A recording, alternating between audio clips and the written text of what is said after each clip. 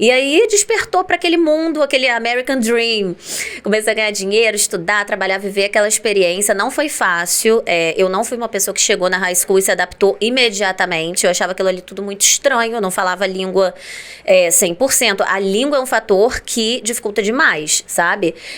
Por exemplo, você vai para um país onde a língua natal não é a mesma que a sua, você vai enfrentar ali algumas dificuldades, mesmo tendo estudado. Eu já tinha estudado 5 anos de inglês, Caramba. Mas quando eu cheguei lá, eu fiquei bem perdida.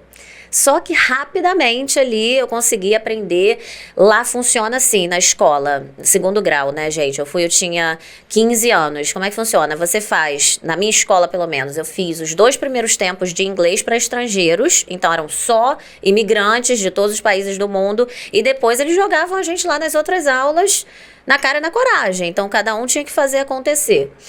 Só que isso, na verdade, é bom, porque depois de poucos meses eu consegui entender mais o inglês, porque eu não tinha opção, eu chamo isso de nice. Claro. Necessidade. Não teve jeito.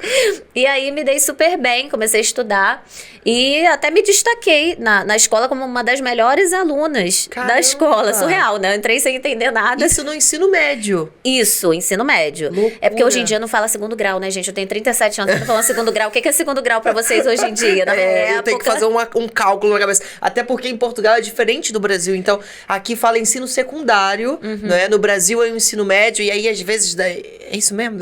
Às vezes eu tenho que fazer uma associação, assim, pra poder perceber se tá falando muita coisa na cabeça. É muita coisa. É muita coisa. Muita do grau, segundo grau. Agora, imagina esse monte de coisa em outro idioma, em outra língua, não é? Isso. E eu paguei vários micos, né, gente, lá, porque eu não entendia. Então, por exemplo, eu lembro de uma apresentação que eu tive que fazer numa aula de psicologia.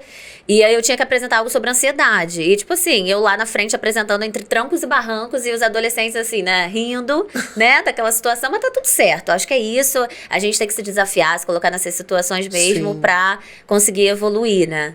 Não, uma das coisas mais gostosas e o que faz muita gente escolher Portugal é que a gente tem a mesma língua. Apesar do sotaque ser um pouquinho diferente, essa adaptação na escola, que também precisa acontecer aqui em Portugal, porque por vezes você acha que vai entender tudo, quando você chega aqui você não percebe o sotaque português. Então você também precisa de um tempo de adaptação, mas é menor, claro, do que um tempo num outro idioma, imagina. Então você aí que ainda não fala o inglês, pode ficar tranquilo, Portugal acaba sendo um dos países escolhidos por causa do idioma, nós todos falamos português, e depois aqui em Portugal você tem gente do mundo inteiro. A nossa conversa vai chegar nesse ponto e você vai poder perceber que se você ainda não tem inglês, não tem problema, porque quando você estiver em Portugal, já vai começar a preparar o seu inglês. Mas no caso da Lari foi diferente, ela já caiu no high school, não é? Tendo que falar inglês, e essa experiência, a adaptação, a cultura lá também, como é que foi isso?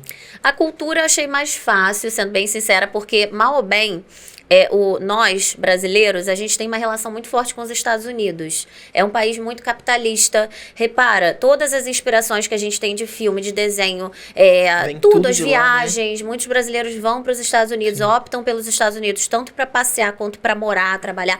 Então, assim, eu acho que o maior entrave nos Estados Unidos para mim foi a parte documental, que, diferentemente de Portugal, que é um país mais aberto para os brasileiros e principalmente pessoas que já têm, inclusive, nacionalidade europeia, os Estados Unidos é muito mais fechado, é muito mais caro para você conseguir um visto. Muitas vezes você precisa investir muito dinheiro para empreender lá.